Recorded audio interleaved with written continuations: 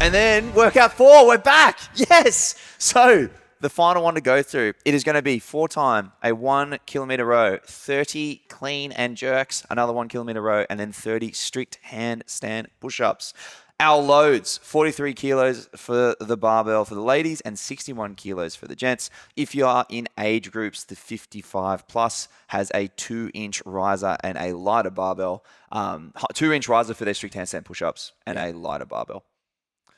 Excellent. Tough and one. you were saying you really like this workout. The format is delightful. Why? Talk us through that. Why do you like it so much? I just think there's so much interference in the lead up to doing the 30 strict handstand push-ups that makes it really fun. This is like very similar like strategy, work out what you need a row, but then the clean and jerks are just there because they're annoying. And then that second row, it's like you're doing a 2K row in a workout and then finishing off with 30 strict handstand push-ups. I really like. A lot of pain involved with that. And I think it's good to have a gymnastics monostructural barbell. Even though the barbell's not much in there, it's just like a good format for a workout. Yeah. And 20-minute cap, just enough time for a lot of people to like really scrape in on this one as well. Unfortunately. So it's just going to be just gold. Every rep on those strict handstand push-ups is going to be worth so much for a lot of people. And that's also a good point. It's like you see pressure, like every ping, and it's like 100 people, bang, ping, another 100 people. I'm moving up the quarterfinals leaderboard. Out of the 70,000 people that got invited, each handstand push-up, I'm going, bang, there's a few more.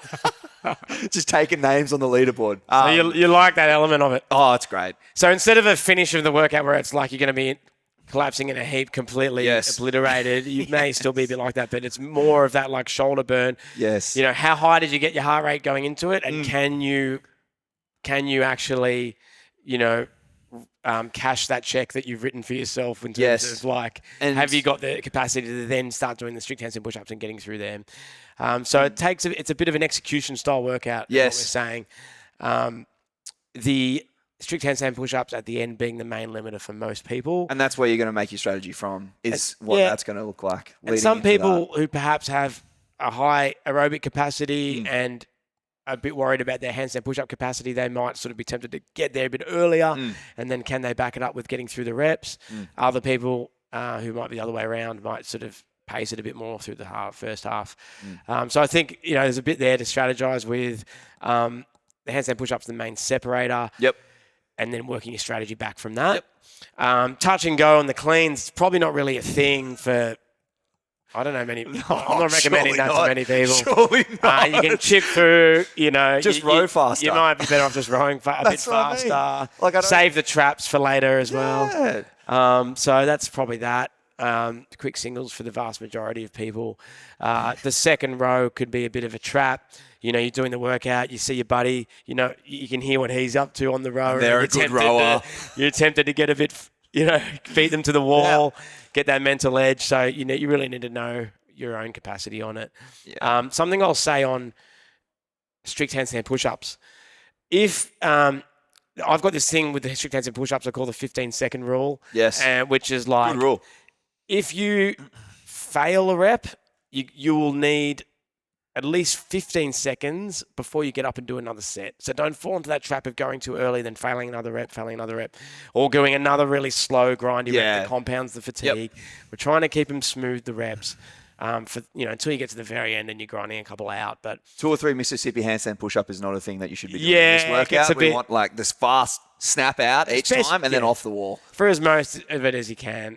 And you know, if it's a tough movement for you or you've just done a really tough rep, check the clock, 15 seconds, and then you should be right to get up and go again. If you've failed a couple of reps in a row, just check the clock and maybe 20 to 30 seconds at least. And if you're really in a bit of trouble towards the back end of the workout, and we've got to treat these strict handstand push-ups as like a 1 RM, then, you know, that's when you might even need to be like 1 or 2 minute rest. But my point here is observe your rest periods if it's getting to that point. And understand how much rest you just needed to do a successful set, and then kind of just gauge it off that if it gets to that point in the workout where you need to sort of have a bit of damage control on them later on. That's right. No reps are really costly at about 30. And I think the first 15 are going to be awesome. Yeah. And then the next 15 are going to be awful. Yes. So I think that's the thing you got to watch out for is like the first little like 3 or 4 sets that you do of a few reps are going to feel great. But then everything in the workout's going to start hitting you from that point onwards. And I think 15 to 30 is where there's going to be a lot of time that's going to be made up. So that's where it's like all the local muscular endurance work you've done for your shoulders is going to come through as those last 15 to 30. Yeah. And and with the elites, you know, guys looking to get through to that next level, all the stuff we've said still applies. We would just probably see, you know, a little bit, obviously a bit faster through the stuff, but a good, you know, knowing how fast you can actually maintain through those first parts, going a bit faster on the row. Doesn't give you a massive return, although you're going to have to, you know, not muck around too much. But you know, 5-10 cent difference on the row doesn't really stack up to a lot of benefit. It's going to, but your strict handstand push-ups, you guys will be doing. A lot of them will start with at least 10, you know, a bigger number, set. And then probably smaller numbers from there. But strict handstand push-ups.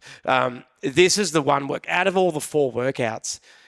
This is the one where the conservative, you know, sensible, like, you know, be careful kind of approach applies a bit more. Whereas like the other 3, it's a bit more of a just kind of attack them because they're those kind of workouts a bit more. Don't be too scared to push and hurt. And, you know, workout 1, especially with those burpees.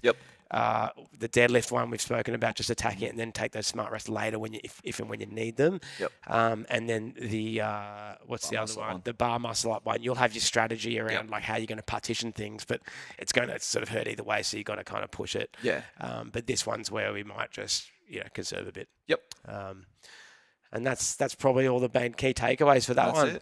In terms of if this is a weak workout for you, do it early. You're going to need all the tricep all the pressing energy you've got, because that's what's going to go. And after you do a bunch of fast burpees and some other movements in the other workouts, they will be taxed. So this one might need to be the first workout. It's not too damaging on the rest of the body, so you should be able to. You know, you could do another workout later that day, for example. I don't think it'll be too affected. Big fan of that. Cool. Enjoy. Workout 4.